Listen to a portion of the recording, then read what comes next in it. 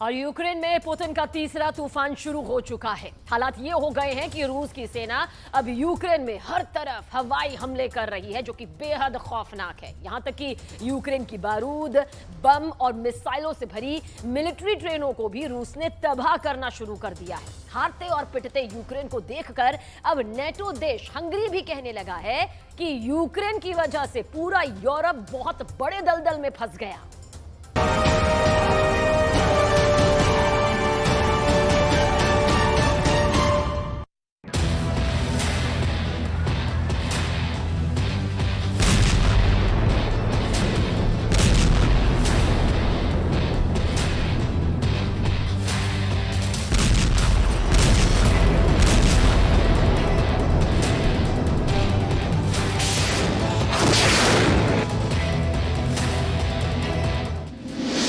उड़ा दी बारूदी train, Hungary बोला हारा यूक्रेन। 18 महीने से रूस के तूफानी हमलों ने यूक्रेन के 45% तोपखानों को तबाह करने का दावा किया है। अब तो हालात ये हो गए हैं कि रूस यूक्रेन के बेहद अंदर घुसकर यूक्रेन के सैन्य ठिकानों पर हमला कर रहा है। जरा देखिए, यूक्रेन के डोनेट्स्क इलाके में एक यूक्रेनी सैन्य ठिकाने पर रूस की मिसाइलों ने कैसे यूक्रेन की बारूदी ट्रेन को धमाके से उड़ा दिया है। रूस के रक्षा मंत्रालय ने वीडियो जारी करते हुए दावा किया है कि यूक्रेन के इस मिलिट्री ट्रेन में यूक्रेन की मिसाइलें और तोपखाने के हजारों गोले मौजूद थे, जिसे रूस ने सतह से सतह पर मार करने वाली एक मिसाइल से उड़ा दिया है। रूस का दावा है कि मिलिट्री ट्रेन को धमाके के साथ उड़ाया गया है, जिसमें 30 यूक्रेनी सैनिक जलकर राख हो गए हैं, जबकि यूक्रेन के 10 बख्तरबंद वाहन और सैकड़ों मिसाइल धमाके में तबाह हो गई हैं। रूस का दावा है कि डोनेट्स्क में मिसाइल, बम और बारूद से भरी ट्रेन को उड़ाने से यूक्रेनी सेना को जबरदस्त झटका लगा है। इन्हीं तस्वीरों को देखकर अब नेटो देश हंगरी यूक्रेन पर बुरी तरह से भड़क गया है और उसने ये साफ साफ कह दिया है कि यूक्रेन की वजह से नेटो यूक्रेन में बुरी तरह से हार रहा है। हंगरी ने यहां तक दावा किया है कि यूक्रेन का काउंटर अटैक पूरी तरह से फेल हो चुका है। हंगरी के विदेश मंत्री पीटर सेजार्टो ने भी यूरोपियन यूनियन और नेटो से दो टूक कहा है कि यूक्रेन की वजह से यूरोपीय संघ बेहद कमजोर और लाचार बन गया है। चीख पड़ा हंगरी, ज़ेलेंस्की ने नेटो को मरवाया। अब आप ये भी जान लीजिए कि क्यों नेटो देश हंगरी नेटो पर भड़क रहा है, यूक्रेन को गद्दार और डरपोक बता रहा है। जरा देखिए, हंगरी के विदेश मंत्री पीटर सेजार्टो ने आखिर कहा क्या है। पुतिन के हमलों का जवाब नहीं दे पाया है यूक्रेन। यूक्रेन के सीरियल काउंटर अटैक पूरी तरह से फेल हो रहे हैं। यूरोपीय संघ कमजोर हुआ, पुतिन का यह दावा सही है। यूरोपीय संघ बहुत खराब स्थिति में पहुंच गया है। रूस पर प्रतिबंध लगाना नेटो और यूरोप की बहुत बड़ी गलती है। यूक्रेन को हथियार देना पश्चिमी देशों का एक बड़ा गलत फैसला है।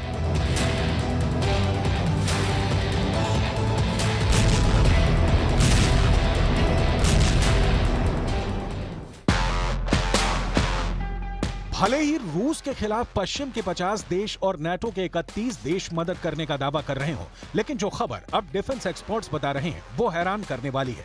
18 महीने की भीषण जंग के बाद अब कई नेटो देश यूक्रेन को किसी भी तरह की सैन्य मदद करने को तैयार नहीं है। हंगरी अब पहला ऐसा नेटो देश बन चुका है जो यूक्रेन का खुलकर विरोध कर रहा है। हंगरी ही वो देश है जो नेटो पर भड़क रहा है। हालांकि नेटो देश पोलैंड, लिथुआनिया, लातविया 3 ऐसे देश हैं जो सबसे ज्यादा यूक्रेन की सैन्य मदद करने में जुटे हैं। पोलैंड के राष्ट्रपति ने तो मिलिट्री परेड में ही ऐलान कर दिया है कि बेलारूस से सटी सीमा पर पोलैंड के 10,000 स्पेशल फोर्स के कमांडो जंग करने के लिए पहुंच चुके हैं।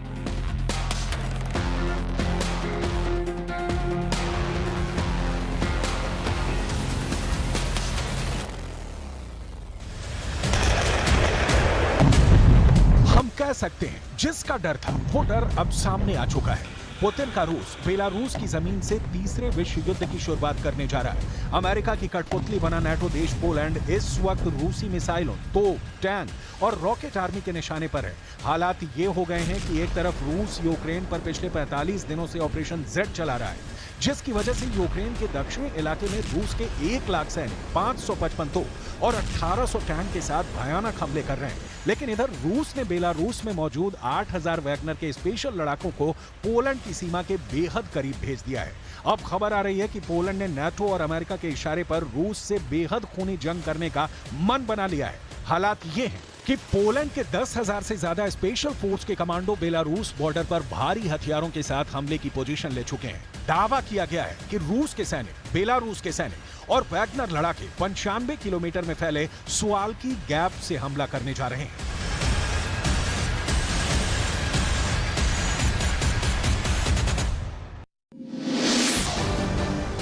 मारा जाएगा पोलैंड, बेलारूस से तीसरा युद्ध। पोलैंड के राष्ट्रपति आंद्रेज डूडा ने सेना की परेड के जरिए रूस को धमकाने की कोशिश की है। दावा किया जा रहा है कि सेकेंड वर्ल्ड वॉर के बाद पहली बार पोलैंड ने इतने जबरदस्त तरीके से अपने हथियारों के साथ शक्ति प्रदर्शन किया है। हजारों टैंक, लड़ाकू विमान और तोप, बख्तरबंद वाहनों के साथ पोलैंड ने रूस को दिखा दिया है कि उसके 2.5 लाख सैनिक रूस और बेलारूस दोनों से एक साथ जंग करने को पूरी तरह से तैयार है। डिफेंस एक्सपर्ट साफ दावा कर रहे हैं कि नाटो पोलैंड के इशारे पर रूस को कुचलने के लिए तैयार है। लेकिन इधर रूस ने साफ कर दिया कि जंग के 15 दिन के अंदर रूसी सेना पोलैंड के 2.5 लाख सैनिकों को मार डालेगी।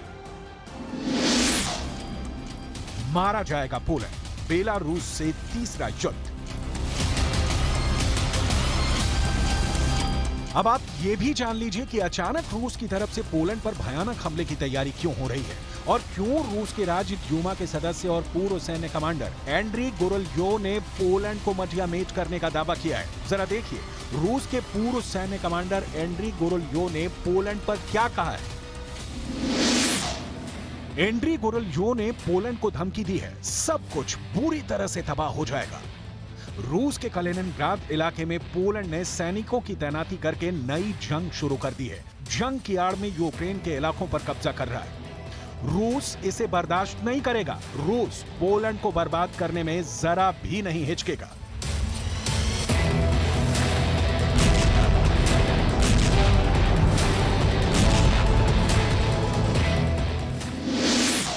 मारा जाएगा पोलैंड, बेलारूस से तीसरा युद्ध। Безопасности Российской Федерации возросли кратно. Серьезным дестабилизирующим фактором является вступление в НАТО Финляндии и в перспективе Швеции. После присоединения Хельсинки к Альянсу сухопутная граница России со странами блока यूक्रेन के बाद पोलैंड से जंग लगभग शुरू हो चुकी है। कुछ एक्सपर्ट्स का दावा है कि अगर पोलैंड रूस से जंग हारा तो अमेरिका का अंत तय है, क्योंकि रूस ने बेलारूस से सटी पोलैंड के 95 किलोमीटर इलाके से तीसरे विश्व युद्ध की शुरुआत का मन बना लिया है। जरा देखिए कैसे।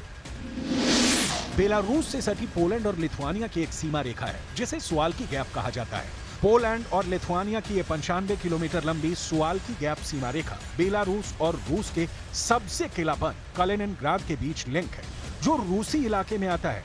यहीं पर पोलैंड ने सैनिकों को तैनात कर दिया है। वॉर एक्सपर्ट्स का साफ कहना है कि रूस बेलारूस के साथ मिलकर अगर पोलैंड और लिथुआनिया के 95 किलोमीटर लंबे सुवाल्की गैप पर कब्जा कर लेता है तो इससे लिथुआनिया, लातविया और एस्टोनिया जैसे बाल्टिक देश बाकी यूरोपियन नाटो देशों से पूरी तरह से कट जाएंगे और रूस आसानी से 4 नाटो देश लिथुआनिया, लातविया और एस्टोनिया को तबाह और बर्बाद कर देगा।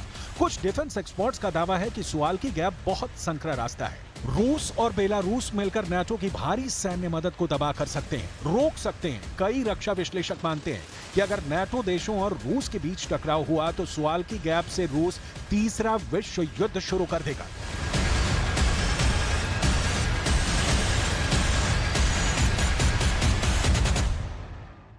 Nie ulega żadnej wątpliwości, że reżim białoruski współpracuje z Kremlem, że ta akcja jest wycelowana w Polskę, żeby doprowadzić do destabilizacji naszego kraju. Ale też jestem przekonany, że ta akcja się nie powiedzie ze względu na służbę Wojska Polskiego, ze względu na to wszystko, co związane jest ze wzmacnianiem.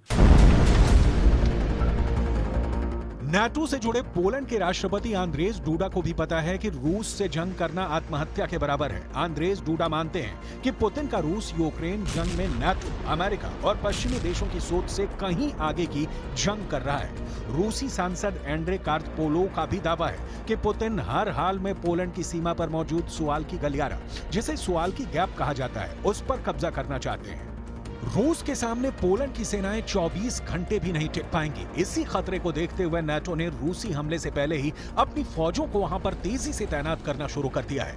इन तस्वीरों को देखकर आपको अंदाजा हो जाएगा कि Poland पर रूसी हमले का खतरा कितना ज्यादा बढ़ चुका है। हैरानी की बात यह है कि बेलारूस से यूक्रेन और पोलैंड दोनों की सीमाएं लगती हैं, जिसकी वजह से रूस अब यूक्रेन और पोलैंड पर ट्रिपल अटैक की रणनीति अपना रहा है। बेलारूस की तरफ से यूक्रेन पर लगभग 2 लाख सैनिक हमला करने जा रहे हैं, जबकि बेलारूस की तरफ से पोलैंड पर 1.5 लाख रूसी वैगनर लड़ाके और बेलारूस के सैनिक हमला करने जा रहे हैं। इधर रूस ने यूक्रेन के सैन्य ठिकानों को चुन चुन कर साफ करना शुरू कर दिया है और हंगरी जैसे नाटो देशों ने यूक्रेन की हार का ऐलान कर दिया है। अब देखना होगा कि आने वाले दिनों में कितने नाटो देश यूक्रेन का साथ देते हैं।